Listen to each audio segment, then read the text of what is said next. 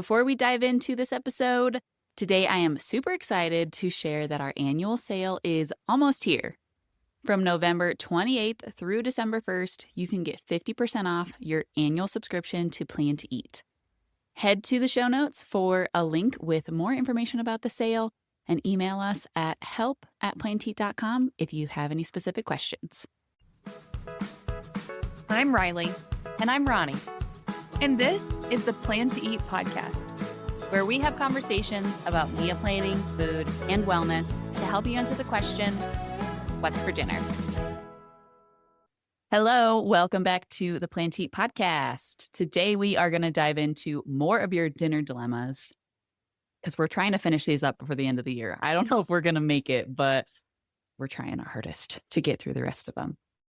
Yeah, so we had 86 submissions. And we've got 22 of them left. And Yeah. we are on number 64. Yeah, okay. So we're getting there. I don't know that we're going to get through them in the next 4 episodes, but we will continue to answer them until we get all of your questions answered. I mean, the response here was pretty impressive. I'm impressed. It really was. Yeah. Yeah. And a lot of really thoughtful questions I feel like Mhm. we've gotten. Absolutely. Before we get into that though, I need to rant about a recipe. Rant away. I feel like I need a little tagline. It's like Ronnie rants because I rant about recipes a lot, I think. What are those called? Like little intro songs? I thought it was called a tag. I don't know what it's called. Maybe it is called a tag. A, Yeah, you need a that. stinger. Yeah. Is that what it Sting? is? I have no idea. Okay, let's stop talking about things we don't know about and you talk about the thing you do know about. Okay, cool. Yeah. So I was making this recipe the other night. It's supposed to be like one of those easy meal prep recipes. You basically make like a taco bowl, burrito bowl situation, chicken, vegetables, rice, that sort of a thing. I found it on Instagram from somebody who that's their shtick is they do meal preppable recipes. And so when I think of something like meal prep, I'm thinking cool, how can we get all of the meal prep done with the least amount of dishes, the least amount of preparing and cooking and whatever. I just want to get my big batches of food done quickly. There was chicken. I put the chicken on the smoker. There was rice, and then there was sweet potatoes and Brussels sprouts. So it said to chop up the sweet potatoes and put them onto a sheet pan and roast them in the oven. And then you were supposed to cut up the Brussels sprouts and put them on the stove. You were supposed to saute the Brussels sprouts. I was like, I don't understand why we're doing these two vegetables separately when they're both heartier vegetables and they can definitely cook in the oven at the exact same time. So that's what I did. I broke the recipe rules, but it was really annoying to me for some reason when I was reading the recipe to be put these on the sheet pan, put them in the oven, and then do these other ones on the stove. And I'm like, why would I dirty extra things? Why would I do 2 things separately when I could do 2 things at the same time? Yeah, I think the thing that annoys me about it is that we tell people all the time to go find recipe creators who make these 15-minute dinners, sheet pan dinners, one pot meals, because that's a solution to dinner taking forever. And when you say that, I'm like, oh, but that took longer than it should have if you followed the recipe. And I almost am like, don't follow my advice. It almost breaks that credibility for creators on the internet, when they do something like that. But I think it also shows that writing recipe instructions is actually really difficult. Yeah. And it is a skill set, to tell people exactly all the things you did. And I think for me, as somebody who just doesn't follow a ton of recipes, I think I just wing it so much that I wouldn't have even noticed that in the recipe instructions. I would have just done it how I wanted to because I just take so much liberty. But for people who do follow instructions, you have to be pretty on top of it when you're writing instructions for someone, especially someone who doesn't know how to cook. Yeah. Well, and I honestly didn't fully read the recipe before I put it on my meal plan because I was like, well, it's super simple. Yeah. And, I think I had watched the video on Instagram a couple weeks prior. So I wasn't remembering exactly what the person did in the video, but I was just, looking at the picture and thinking, okay, we got Brussels sprouts and sweet potatoes. We're going to roast those in the oven. We're going to cook the other things. And so then when I actually was reading through the recipe as I was cooking, I was like, this is not how I would do this recipe at all. Yeah. Well, maybe that's where the recipe needed like a note, like you can cook these here or here. Maybe the recipe creator just prefers them in a skillet. Except Yeah. I mean, I personally don't because it does take so long to cook Brussels sprouts that the oven is just a leave it and forget it, set it and forget it kind of Yeah. situation. Well, that's what, yeah, it was said like saute them for 8 minutes. And I was like, there's no way the Brussels sprouts would be soft in 8 minutes. They're Unless they still were going to like be rock parboiled. hard. Yeah, but that it But then that's wasn't. a whole other step, right? Yeah, it was. Yeah. And I'm sure the reason to put them in a skillet was so that they were like crispier or something. But I'm like, okay, just like put the broiler on in your oven for the last 3 minutes and they'll be crispy. It's fine. Yeah, that's where I'm like, yeah, crispy or done at the same time as the other thing. Yeah, I'm gonna take done at the same time as the Yeah. other thing. So this Hmm. is your permission as a listener to sometimes do what you want Yeah. when you're cooking, do the thing that feels the easest and not necessarily what the recipe author says. Well, and you might get it wrong, but we've talked about this on the show so many times. Like, there's times where I've done stuff and I'm like, yeah, that maybe wasn't my best combo, but Yeah. I did it and I tried it and I learned. But yeah, I mean, just if you have a preference or if you're like, I can make this easier, do the thing. Yeah. Another thing that I wanted to ask you about that I feel like we're kind of in the season for switching up our meal plans. So I was having a conversation with some friends a few weeks ago, and they, kind of were asking for recipe suggestions, what they should eat, because they were like, he's Italian, and so they eat a lot of Italian food, a lot of pasta. And they're like, we pretty much only ever eat like Italian food or hamburgers. And they were like, we're super like we have no idea how to branch out, how to like add more recipes to our repertoire. And so it was an interesting thought to me because you and I often talk about getting in recipe ruts of like specific recipes. Yeah. We plan the same 5 recipes week after week. But I was wondering if you have any cuisines that you feel like you get stuck on or are just, these are my go-tos when I'm feeling like I have no ideas. I always fall back on these specific cuisines because they're easy. I know how to do them. We always have the extra condiments for these things. Well, 100% it's Mexican food. Yeah. That is the food that I fall back on. I mean, maybe weekly. Like I Oh, have to yeah. kind of intentionally not make tacos or like fajitas. Those are kind of like the two that my two go-tos. Enchiladas every once in a while. But I feel like yeah, Mexican food is my default cuisine that I'm just like, well, we haven't had that in 5 days. Let's have that again. Yeah. Ours Yeah. is the same. I default to either Mexican food or like Asian, Yeah. like stir fries. Yes. Okay. That was my second one too. I will sometimes put 2 stir fries on the same week for a meal plan, not realizing that they're both a stir fry, not realizing that they're both like an Asian stir fry. Like this one has broccoli and this one has like cabbage and peas or whatever, And then my husband will be Yeah. like, didn't we just eat this 3 days ago? Here's pad thai and here's teriyaki. Yeah. This one did get made with noodles and that one did get made with rice. And they do taste a little different, but same family. Same, almost same. Yeah. Yeah, same. That would be my second. We are actually not huge pasta eaters over here. So Yeah. it's interesting to even think about someone just like eating a lot of Italian food. Not that pasta is only Italian food because it's not, but that's where we go to, right, in our minds. It's like pasta Yeah. and Italian food. Yeah, we don't eat a lot of pasta either. Yeah, fascinating. I made a carbonara for the first time a few weeks ago, and it was really good, but I felt out of my element because Yeah. that is not something I would normally make. Yeah. Okay, I have a couple questions for you, unless you Okay. have more questions for me. Nope.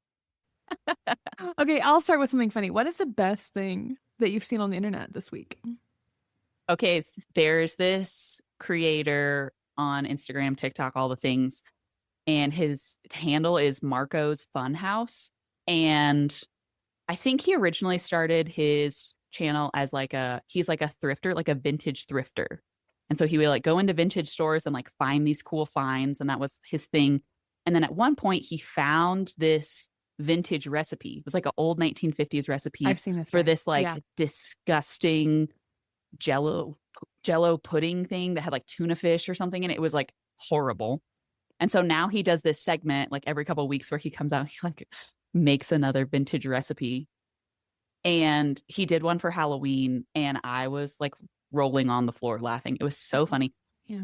The part that's so funny is he always like takes a bite at the end and he's almost always like gagging because whatever it is just like a horrible combination.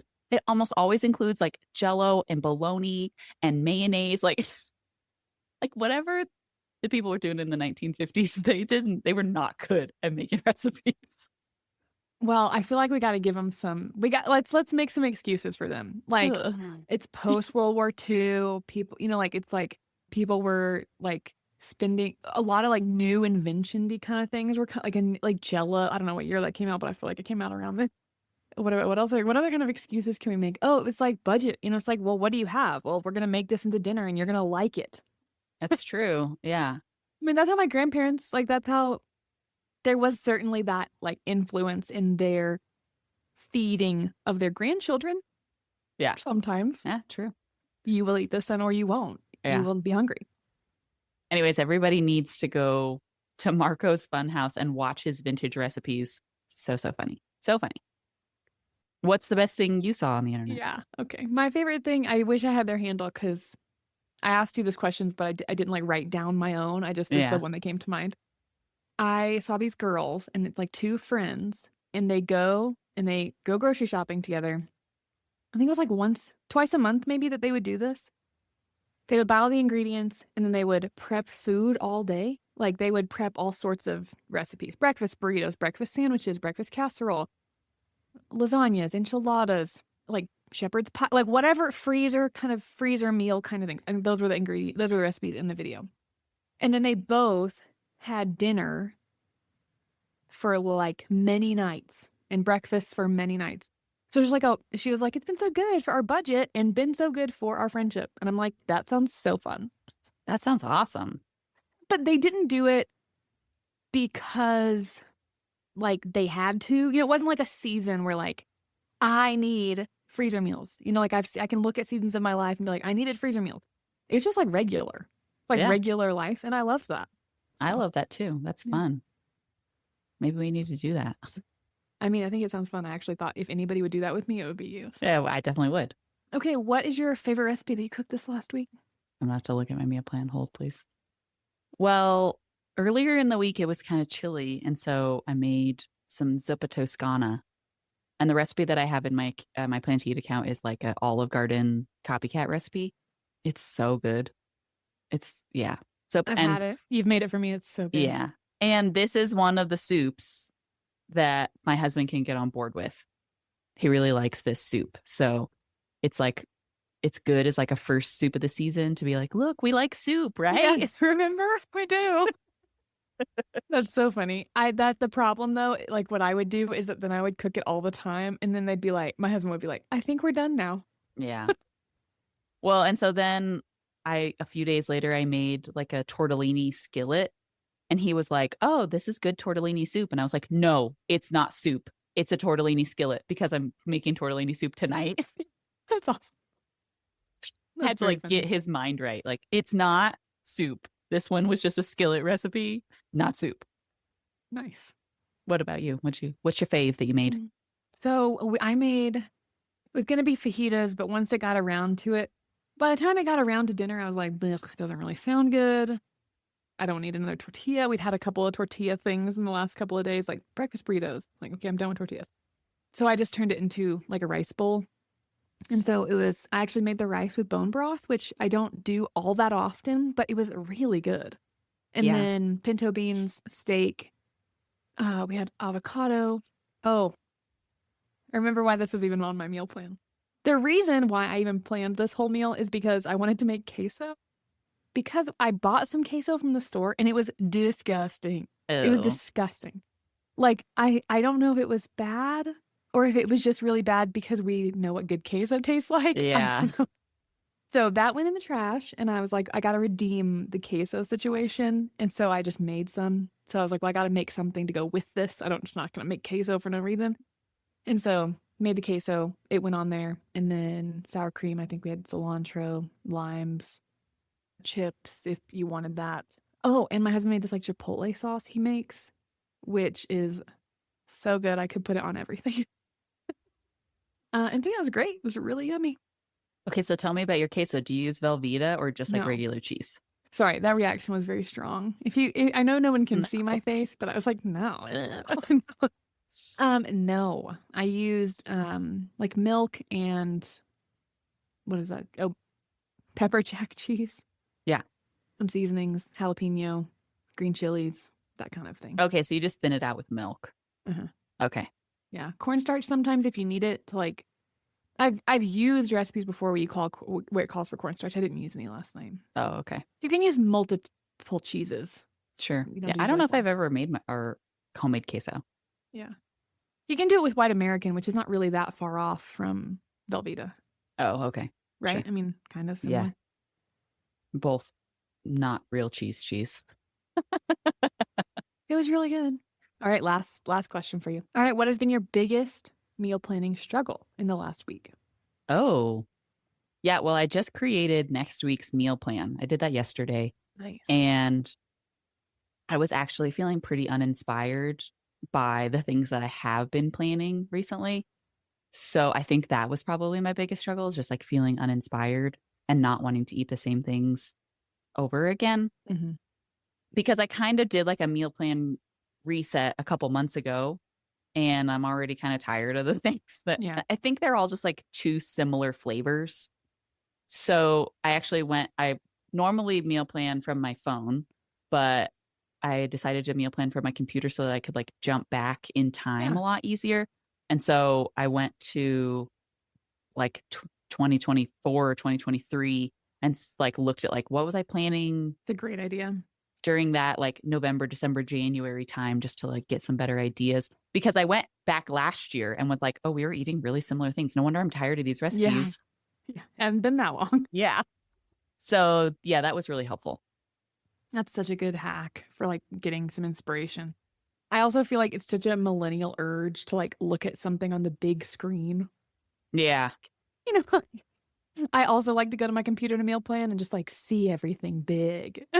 Sometimes I just want to be able to do it on my computer. Well, and like with work, I spend a lot of time on my computer anyways. So Yeah. like Yes. my husband doesn't gravitate towards the computer. He gravitates towards his phone because he doesn't work on the computer.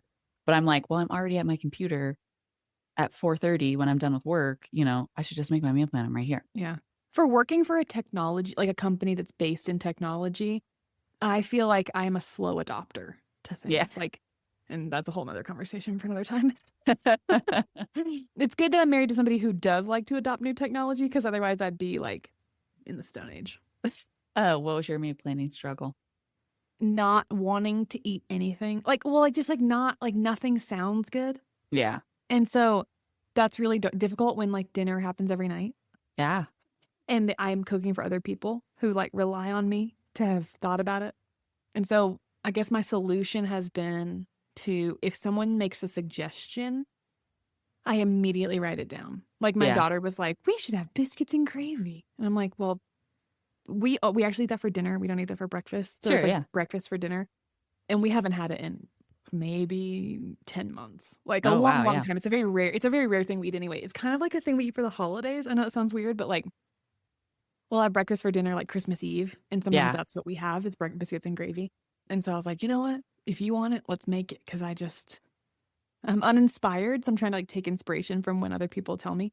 And then also just like looking at what I have and being like, okay, I'm just gonna cook what I have because it doesn't sound good anyway. Like nothing's like inspiring me. Like, Yeah. oh, this sounds amazing. I can't wait to make this. And I don't have that at all right now. And so I'm like, okay, well, we've got these ingredients. I'm just gonna make it. So Yeah.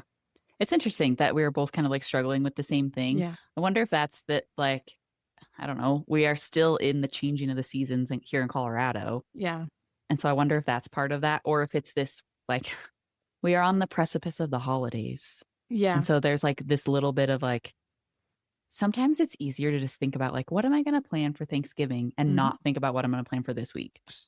Well, and this is where, I mean, I don't know if people watch our social media, but I also made a post about this yesterday. Like, here's what I'm doing now to prepare for the holidays. And one of those things was creating menus that I can use for the week of Thanksgiving and probably the week of Christmas too. It's really Yeah. simple, maybe stuff from my freezer or freezer meals that I make to eat that week.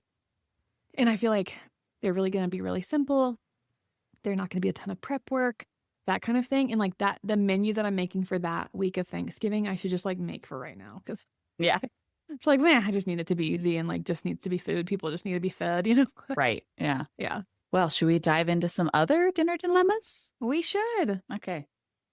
I think it's good like that we have dinner dilemmas because we're real people We are real people. and we meal planning, we have to do it all the time. And we do this for a job. And it's still sometimes a struggle. And still sometimes we feel uninspired. Yeah. Well, I think I was telling you this the other day. I have fallen into that trap of like I have too many recipes in my plan to eat Yeah. account.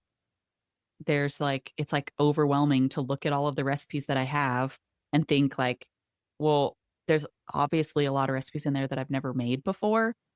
And so it's like, well, I don't want to plan a whole week of recipes I've never made before, right? Like that would switch things up, of course, Yeah. but that's like not the goal is to like totally just Mhm. upend dinner every night. No, no, that's dangerous. Yeah.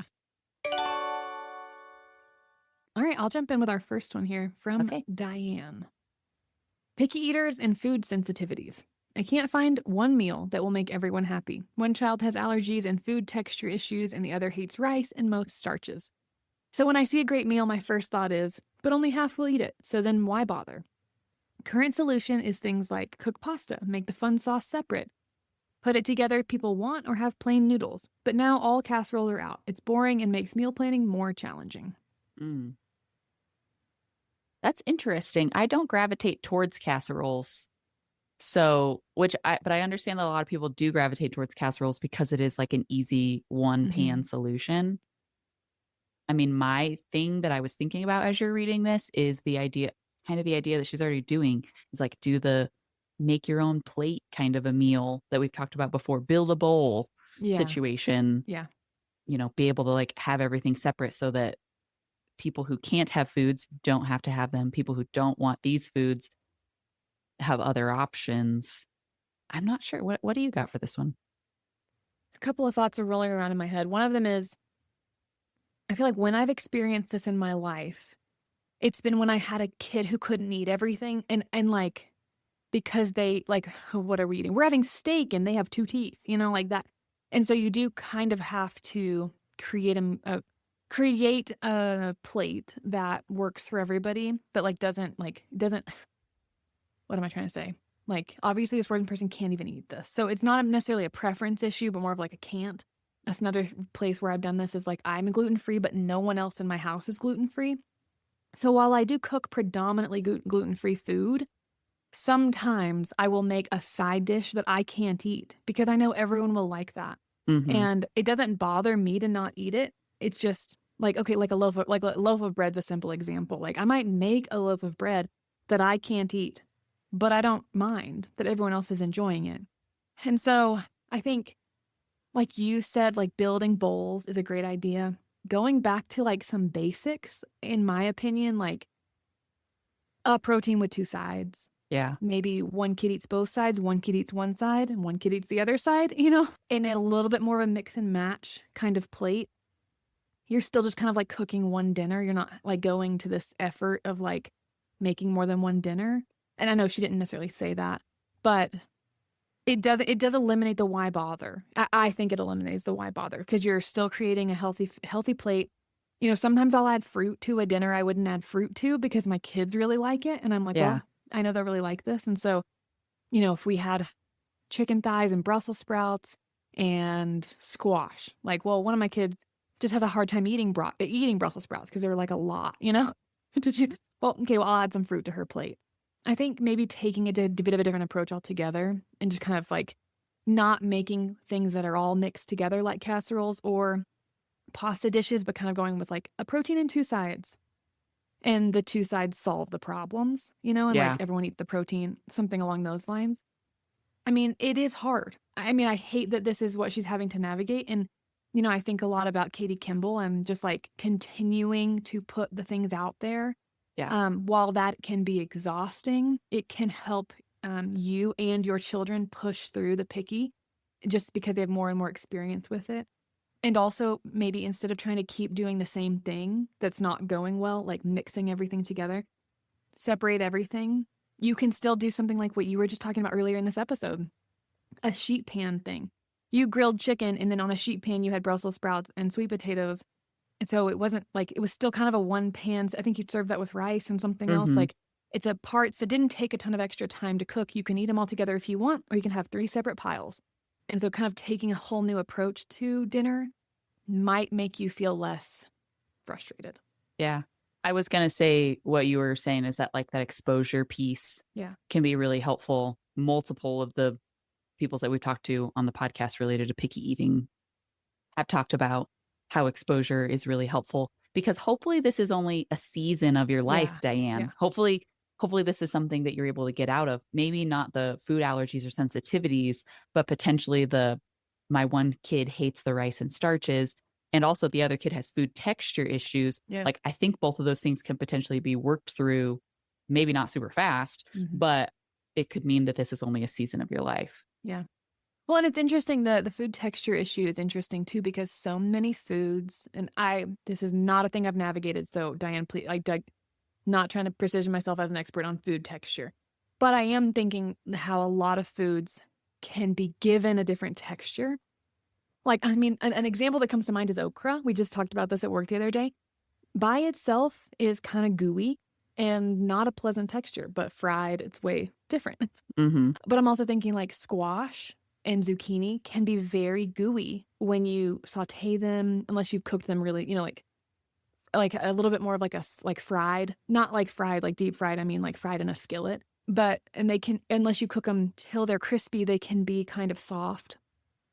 So just like throwing that cooking method out for right now and saying, okay, I'm going to air fry my zucchini. So it's like a crispy fry, like a zucchini fry, and taking how can I make this texture? How can I change the texture? If they don't like, I just keep thinking soft and mushy. But that might not be the texture they don't like. They might not like the texture of like rice or grains in their mouth, like all those little pieces. I'm thinking like, how can you take those and turn them into something different? Yeah. And like make the texture different. That's a good point. And it's just a thought. Yeah. And that might just be something that you have to do with trial and error. Totally. Yeah. So, yeah. Oh, we don't like scrambled eggs. Let's try a boiled egg. That is a bit of a different texture. Totally. All right. Cindy's our gal over here. Oh, yeah. She says, keeping the menu fresh and not defaulting to the same quick and easy meals over and over. Are you us? Are you me? Did she read our mind for today? We didn't look at this before we ranted about that. No, we don't. We never read them ahead of time because we try to like give these, like suggestions and ideas on the fly. Well, I think, Ronnie, your suggestion earlier is so good. Like going back and looking at meal plan ideas from before, trying one new recipe a week to add it into your rotation, trying something you saw on Instagram, asking other people like what might be good, or taking an ingredient you use all the time, like ground beef or like ground turkey or ground chicken. Pick a ground meat. We eat this the same way every time. Google, what can I make with this and make something different? Mm-hmm. I do that a lot because we've often had like beef shares of a beef. And so you do end up with a lot of ground beef in your freezer. And so you have to come up with some more creative ways of using ground beef. And a lot of times I've used ground beef in recipes where I would normally use like a steak or something.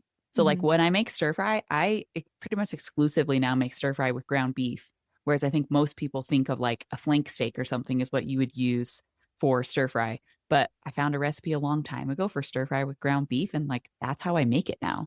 Or like I have this new favorite recipe right now, which is a ramen bowl with ground beef. And like, it's the way that you season the broth is a little bit different, like complements ground beef better than if it was steak or pork or something. So there's lots of options out there. Yeah. I mean, I think, we talk about ideas here a lot. Sorry, go ahead.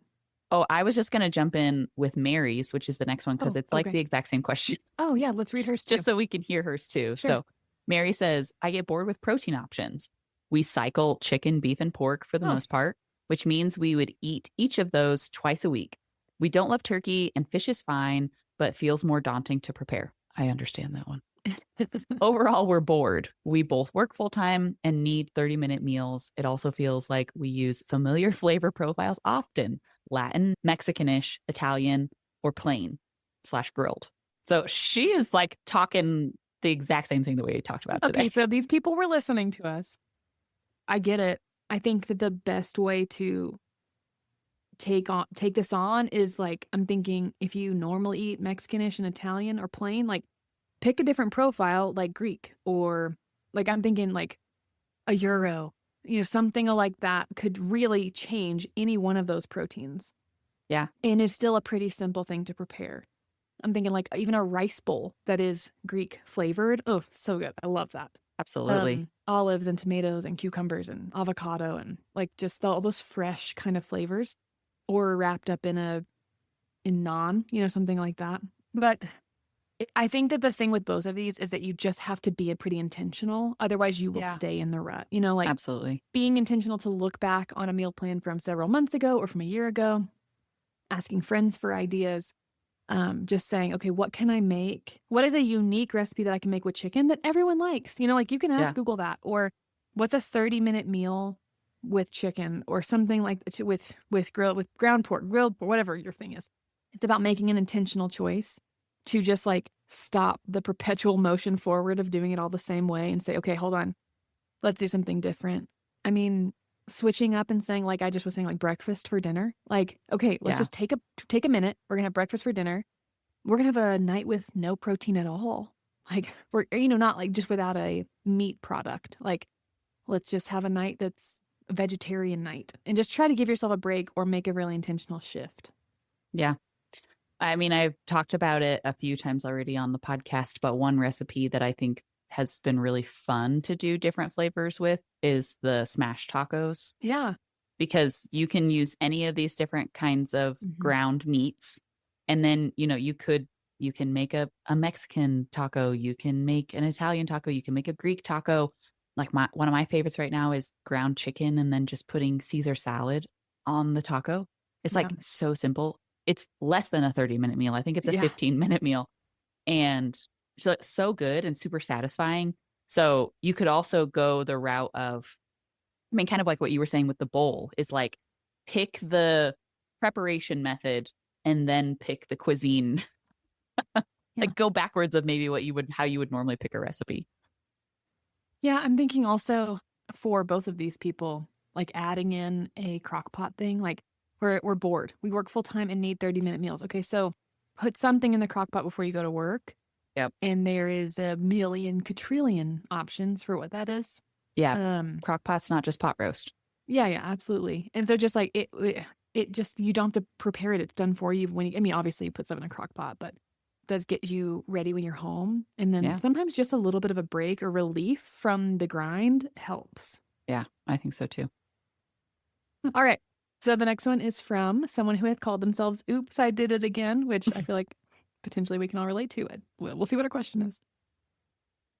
I have a couple. First, I have a small pantry. So I don't keep a lot of things in stock in my kitchen all the time. Occasionally, I'll grab extras of things when there is a sale, but mostly every time I meal plan, I need to buy every ingredient to every meal. I often open a recipe, and if it has 6+ ingredients, I'll just close it and look for another. It just takes so much time to shop. And where do I put all the ingredients while I'm waiting for its turn to be made into food? Then, since I'm often buying every ingredient every time, those few times I actually have it on hand already, I don't remember that I do have it because it's crammed in every nook and cranny in my small pantry so that I can't see that it's there. Let's start with that question and then I'll read the next one. Yeah, Oh, that's what I again, was thinking too. yeah. So she summarizes it here. I have a few problems. Small storage in my grocery spending is huge. And then I also feel like I'm making the same meals over and over because they're cheap and easy. Okay, so that kind of summarizes the first question. Yeah. Well, as somebody who formerly had Yeah. very small kitchen, very limited space for things, I can totally relate. I think the thing that I did often in this situation, actually very similar to this person, I did not choose recipes that had 27 ingredients. I Hmm. was always looking for the recipes that were like she said, less than six, essentially. I think this is a situation where you can try to be pretty intentional about like correlating your recipes with each other. So, I mean, it might Yeah. mean that in one week you're eating three Asian recipes, or in one week you're eating three Mexican recipes. But I think if you just maybe say, like, this is our Greek week, Yeah. and this week we're eating like Greek style recipes, And then next week it's going to be Italian. You could kind of center it around a cuisine. So that way you don't have to be continually, like she says, keeping all of the extra things around Yeah. when you have a limited amount of space. Like you could just have one jar of Clamato olives that you use in 3 different recipes throughout the week. Yeah. Another idea similar to that, or like on the same, I'm trying to give another idea, like Yeah. instead of just like Greek week, but along the same lines is like rotisserie chicken. Yeah. You buy one rotisserie chicken and it is like rotisserie chicken the first night, or maybe on a wrap. And then the next night you turn it into chicken pot pie. And then the next night, like if I don't know how many people she's feeding or this person is feeding, but Yeah. and the next night it's chicken salad sandwiches. Like it is like you just have this constant but very different meals. But you Yeah. didn't even have to cook the chicken, but that's a pretty easy thing to put in the fridge. You won't forget it. You know that everything is centralized around that ingredient. I also think of Mackenzie Koppa. She told us one time about how she would get baskets and each basket had all the ingredients for the meals, or like just like all in one spot. Like she didn't take all of her canned beans and put them together. She Yeah. said, I'm making white chicken chili and my every ingredient for the chili is in this basket or this section of my fridge or pantry. And so she took a different approach to the pantry. And so everything just didn't get shoved in. It was here's a meal, here's a meal, here's a meal, here's a meal.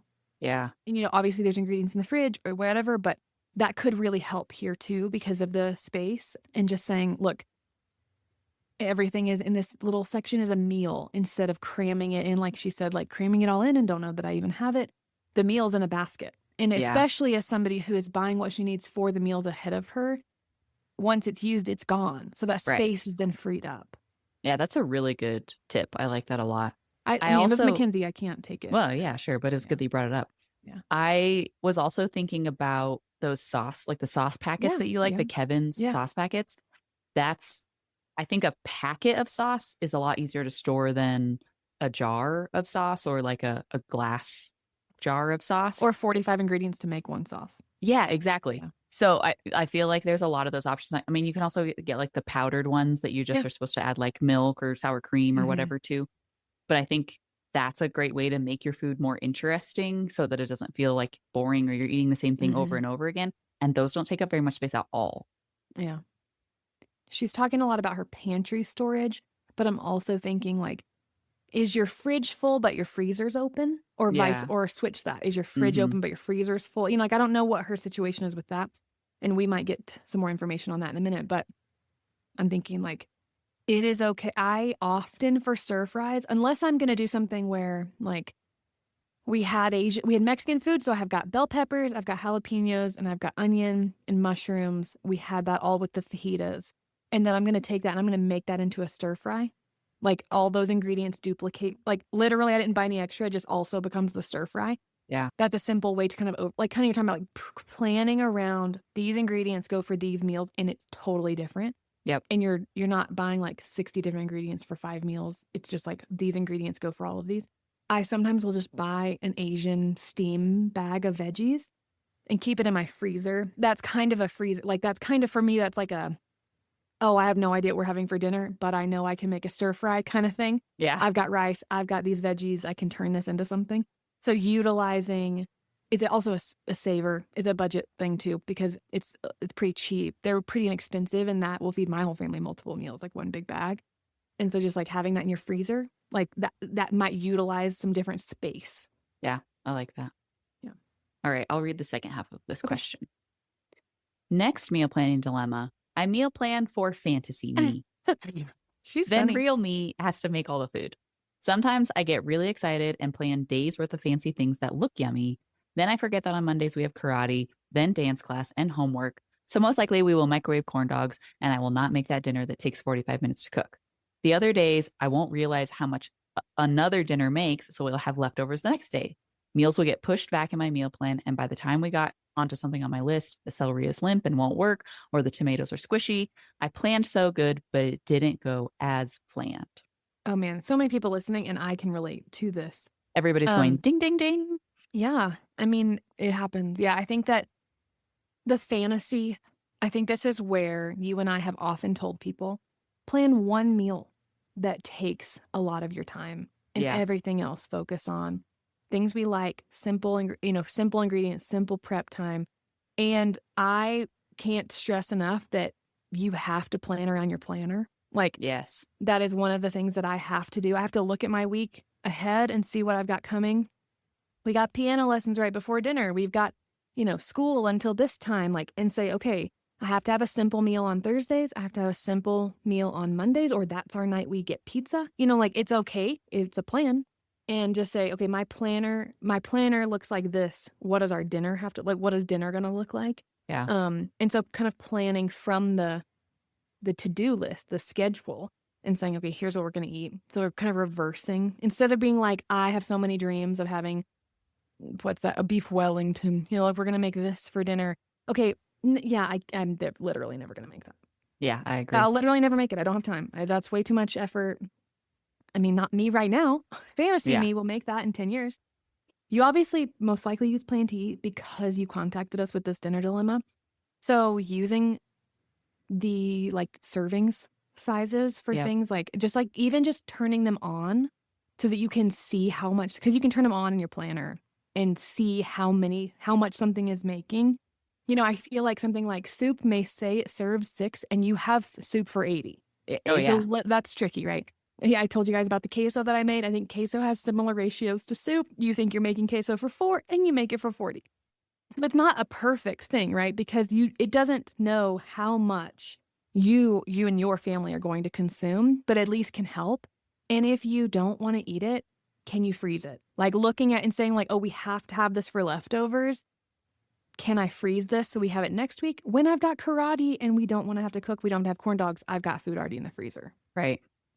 Yeah. And to me, I think part of the issue with this is this fantasy meal planning. Maybe this person is planning a bunch of recipes that they're unfamiliar with, Mm-hmm. because I feel like once you've made a recipe 1 or 2 times, does the written recipe make a bunch of food, or does it make just the right amount of food? And Yeah. so, yeah, going back to what you said earlier of only really planning one new unique recipe in your week, and then try to stick with ones that you're familiar with. Even if the last time you made them was 6 months ago, but at least you're familiar with it and like, okay, this tortellini skillet is definitely going to give us leftovers. Mm-hmm. And so I know how to plan around that, rather than being like, I have no idea how much this recipe is going to make. And then you end up planning too many recipes in your week. I mean, Yeah. this is also why we consistently say plan less. I Mm-hmm. think Yeah. most people benefit from planning less because of this idea of then your meals get pushed back because life happens. So maybe Yeah. even you could even just take a single recipe out of your weekly meal plan, and it might help a lot.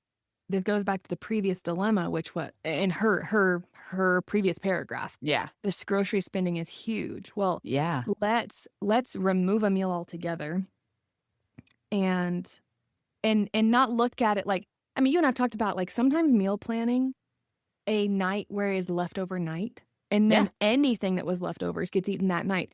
It's not eaten for lunches, or maybe it's like we got soup for days. Okay, well, we are having leftover means this leftover night this week means soup for dinner.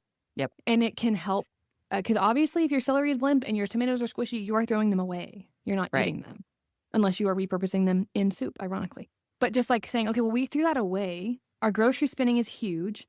That's waste. That's literally just like money from I'm taking it from the grocery store and I'm putting it in the trash can. Yeah. And so removing a meal could potentially very much help her in this situation. And like looking at the night and saying, okay, well, I know that this tortellini skillet makes us 2 dinners when I make it one time. That's what we're going to have on the microwave corn dog night instead. Yep. And then if you get to the end of the week and you still needed food, it sounds like you probably have microwave corn dogs. Like Totally. if you get to the end of your meal plan, like this happens at my house. Like I get to the end of the meal plan. Well, sorry about it. I'm not going grocery shopping till tomorrow. We ate everything. We're going to have tuna. Right. And now everybody at my house likes tuna, so that's not like it's not like a negative, It's just saying, okay, we've got this in the pantry. This is what we're going to eat. So I don't have to meal plan till tomorrow. It saves us money. It uses what we already have paid for, and just gets me like, I'm a very routine meal planner. I was telling Ronnie this, that like I meal plan once a week for seven nights, and I don't plan 7 nights. I'm just for 1 week at a time. And if I get outside of that, my whole life gets thrown off. Like I meal planned for 10 days one time, which I liked. I liked it. But then the day that I went grocery shopping got different, and then my whole life got thrown off. And but just making these little changes can really be beneficial. I think so too. Yeah. Yeah. All right. Well, I think it's time that we wrap up. We've been talking here for quite a while. Gave you all of our conversation points that you didn't ask for. But we appreciate you listening to the podcast. And the best way that you can support us is by sharing an episode with a friend or a family member. And we only have a few more podcasts until the end of the year. So, like I said, we're going to try to get as many of these dinner dilemmas answered for you guys before the end of the year. But don't worry, we'll continue into January if we don't get there. And as always, thank you so much for listening. We will talk to you again in 2 weeks.